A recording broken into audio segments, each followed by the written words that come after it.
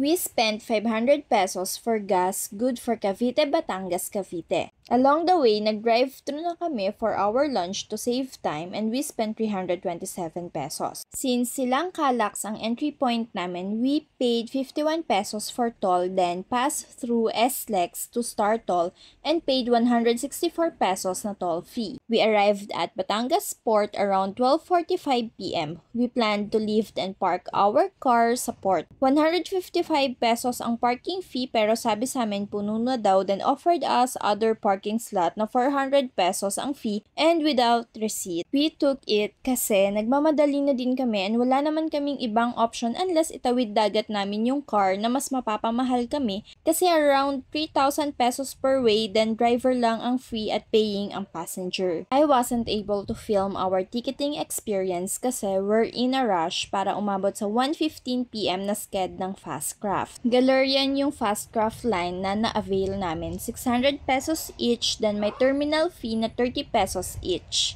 If nagtitipid naman kayo, pwede kayo mag-roro, mas matagal nga lang ng konti yung biyahe. Ongoing boarding na yung Fastcraft habang nabili kami ng ticket, kaya yung seat na nabigay sa amin ay nasa lower cabin na. Hindi ako nag-avail online kasi may mga top-up yung fare, tapos walang available na GCash payment. Puro credit card payment lang yung option. Hindi ako biyahilo pero medyo nahihilo ako nung naka-standby pa ang Fastcraft. Pero nung nag-depart naman na kami, halos smooth lang ang biyahe, nakatulog pa nga ako. Di ko namalayan na nasa Puerto Galera na kami. Halos 45 minutes lang yung biyahe namin. Pagdating sa port, merong dalawang exit points for tourists and residents. Pumila kami sa designated line for tourists. Then may staff doon na magtatanong kung saang hotel ka nakabook. Buti na lang nakapagpabook na ako in advance. Tapos, bibigyan ka nila ng stub na dadalhin mo naman doon sa payment area. Each tourist will pay 120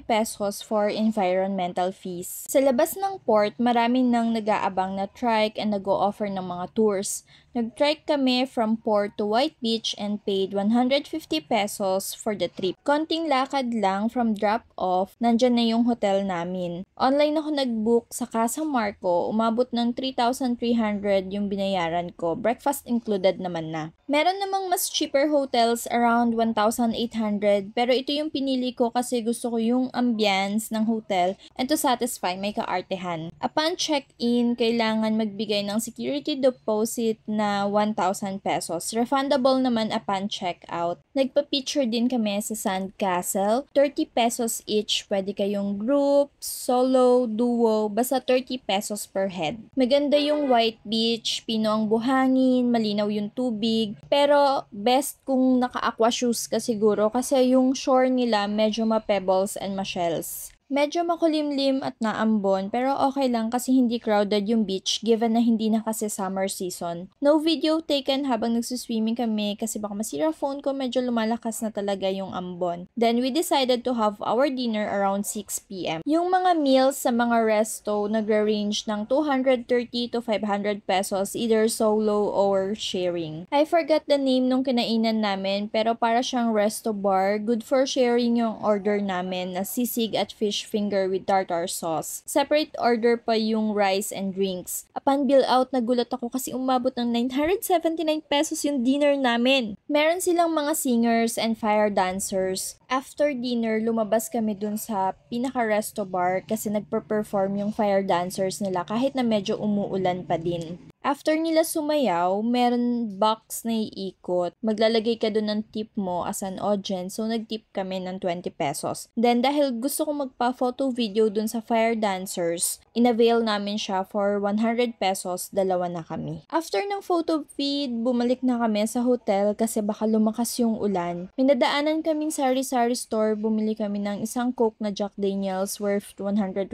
pesos. Tomorrow morning, we woke up around 7 a.m. and nag-decide na kami mag-breakfast para marami pa kaming magawa. Breakfast included na yung booking namin sa hotel. Nag-present lang kami ng stub sa Cafe Marco. Classic English breakfast yung napili namin, worth 325 pesos each. Then nag-add kami ng garlic rice na worth 45 pesos each. Heavy meal na rin siya, super busog. After eating, maglalakad-lakad sana kami sa dagat pero may lumapit ulit sa amin, nag-aalok ng sea tour. 1,500 yung offer niya, mas mura sa offer sa amin yesterday na 2,000, 1,800, 1,600. Tumawad pa kami kaya binigay sa amin na 1,400. Bago kami nagpunta sa tours, nagpa-braids muna ako worth 150 pesos. After braids, nag-ayos lang kami, then trike papunta sa boat area, 100 pesos ang fare, excluded pa sa bayad namin sa tours. Pagdating sa boat area, maraming nag-o-offer ng rentals like action cam, flippers, aqua shoes, and others na possible na need mo. Hindi na kami nag-rent ng kahit na ano kasi nagtitipid na kami, baka ma-short kami sa budget namin.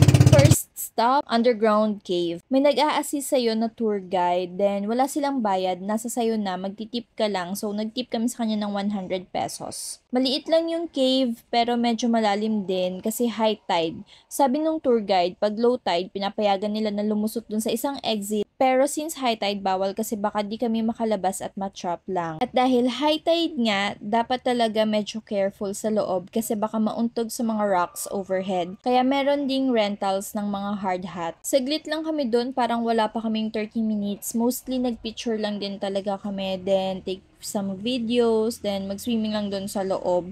Pero dahil maliit lang siya, we preferred na lumabas na, then pumunta na doon sa next stop namin, which is yung Coral Garden. Ito yung pinaka na-enjoy ko sa trip namin. Included na sa payment namin yung snorkeling gears, then nakahawak kami sa rope ng boat habang umaandar. Sobrang na-enjoy ko to. So far, ito yung legit snorkeling sa lahat ng na-try ko. Ang ganda ng coral sa ilalim, parang colorful garden, tapos ang daming fishes. We are so lucky we get to see a pawikan. Sayang lang talaga hindi ko napahinto si kuya dun sa area na yun. Last stop, giant clams. Sa area na to, pwede ka na mag-swimming freely, pero dapat wag masyado lumayo sa bangka kasi medyo malakas yung current, matatangay ka talaga, di mo mapapansin na malayo ka na. Kitang-kita ko rin yung mga clams talaga dun sa ilalim, grabe. Lalo na yung mga fishes, mas nag-enjoy ako sa kanila kasi lumalapit sila sa akin, hindi man lang sila natatakot. Hindi namin na-consume yung 3 hours, nag-decide na kami bumalik para hindi kami mag-extend sa hotel kasi merong 250 pesos per hour ang extension time. From boating, nag-trek ulit kami to White Beach, 100 pesos ulit yung fare. Almost 11 AM na kaya nag-ayos na din kami para makapag-check out na. After check out, binalik sa akin yung 1K na deposit. Meron na din ticketing sa White Beach pero same meron top up kaya hindi namin inavail. Tumingin lang kami ng mga souvenir para pasalubong sa parents namin.